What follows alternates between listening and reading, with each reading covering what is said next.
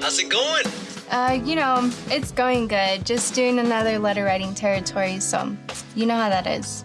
Okay, well. Hey, Gabe. Good to see you. Hey, Sue. It's good to see you, too. Is that Gabe? Oh, hey, baby. How's Bethel? Hey, Mom. It's busy, but great. I'm learning a lot. Oh, look who just got home from work. Hey, Gabe. Hey, Max. So, if it's possible, can you send me some more of my things? I can text you a list. Absolutely. I'll get right on it. Great. Thank you so much. Olivia, I'll let you get back to letter writing. Great. Hey. All right, we'll let you go. Love you. Okay. Love you, too. Hi. Bye. Bye.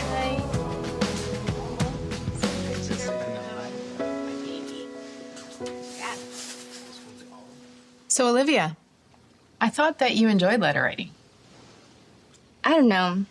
It just feels like another letter, another envelope, and another black hole.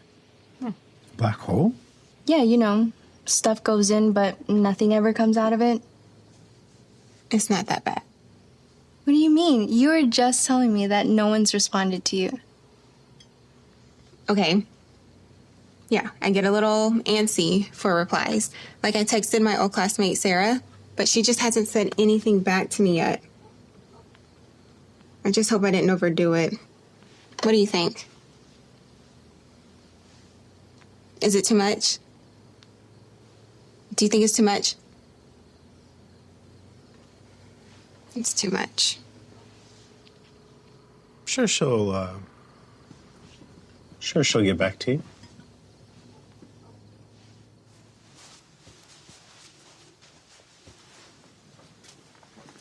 All right. Is everything on Gabe's list? Thank you. At least we'll have a little more room for when your mom moves in. Yeah. Anyway, Gabe will love this. He already told me how much he misses fishing.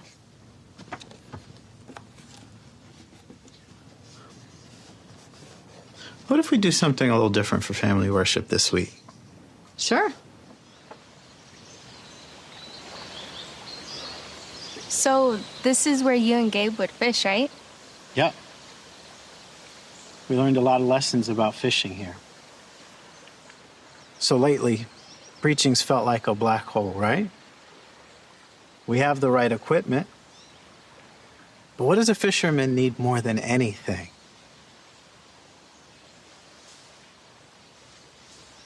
Second Corinthians 6:4. It says, but in every way we recommend ourselves as God's ministers by... Now, what does verse 6 say, Olivia? It says by purity, by knowledge, by patience. Patience. It helps us to keep trying again and again, to not give up. And we're not casting into a black hole, but into a blue sea full of deserving ones. Now, maybe we can't see it, but Jehovah knows they're there. And it may take some time, but if we're patient together, we'll find them. Now, Irene's got some great ideas on how to make our letter writing more personal. Wow, it sounds like Irene finally has something worth listening to, according to Max, which wasn't the case in last year's Pursue Peace convention, when Irene effectively got shut down by Max because she was talking too much during family worship. And we know in the Jehovah's Witness religion, women are supposed to be silent when it comes to teaching. So, thumbnail here, if Tibor is gracious to the relevant sushi, straight away we're learning, just from this brief clip that we've just seen, that women only are able to teach when they are invited to do so on a specific theme by a man. In case you're wondering, this dramatization is being shown as part of the Saturday morning symposium We Recommend Ourselves as God's Ministers by Patience, and this particular installment or episode, I don't know what you'd call them, is when preaching.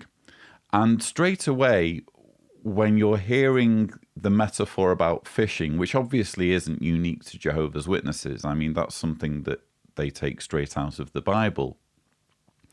But doesn't that give you a clue as to the recruitment process? It's not like people are willingly being attracted to the Jehovah's Witness religion due to their amazing reputation and due to their incredible teachings, which are just wowing people. All you need to do is do a brief search online and straight away you'll be impressed by how amazing the Jehovah's Witness beliefs are. No, this is about essentially hunting for prey, which is essentially what fishing is. I mean, you are extracting a resource for your benefit, not theirs. It's not like the fish want to be caught or benefit from being caught. The only person who benefits by a fish being caught is the person who either sells the fish or the person who ends up with the fish in their belly. That's how fishing works. So it's interesting how that's the metaphor of choice in the Bible, and how effortlessly and enthusiastically Jehovah's Witnesses appeal to this metaphor. And what I found especially interesting was the following. And we're not casting into a black hole, but into a blue sea full of deserving ones. Now, maybe we can't see it, but Jehovah knows they're there. And it may take some time, but if we're patient together, we'll find them. A blue sea of deserving ones. I've spoken before about this loaded language because what it amounts to is gaslighting. What they're saying by using this phrase, deserving ones, is they're saying, you're only going to want to be a Jehovah's Witness if you are deserving.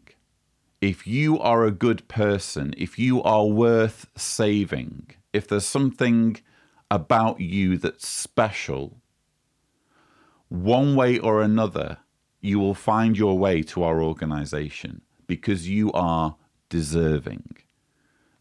This is a classic cult manipulation trick, using language, weaponizing language to lure people in or retain people who have been lured in, because this is first and foremost language that's being used on Jehovah's Witnesses so that they can feel special. They can feel, well, we're the deserving few. We're the ones who get to survive Armageddon.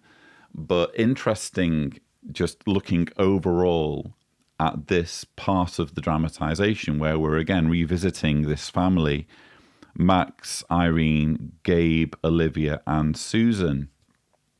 It's interesting how this particular part of the dramatization seems geared at reassuring Jehovah's Witnesses that their letter writing witnessing, which came to the fore during the pandemic as effectively the only way Jehovah's Witnesses could preach, or one of the only ways Jehovah's Witnesses could preach, it seems geared at trying to convince Jehovah's Witnesses that even if they're not getting any reaction or any positive results to these letters, it's still worthwhile for them to be bothering people with letters and emails.